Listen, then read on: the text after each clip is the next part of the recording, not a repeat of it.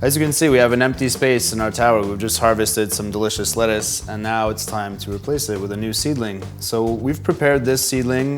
We have the actual grow cube that's sitting about a centimeter below the lip of the netting cup.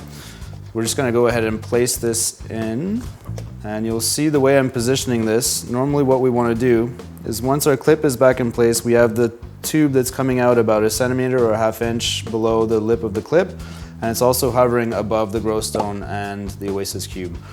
Once it's in place, you want to rotate your plant so there's a little bit of the water that's going to be dripping onto the Oasis Cube itself, and we want to do this during the initial phase when we're transferring, so while the roots are being established.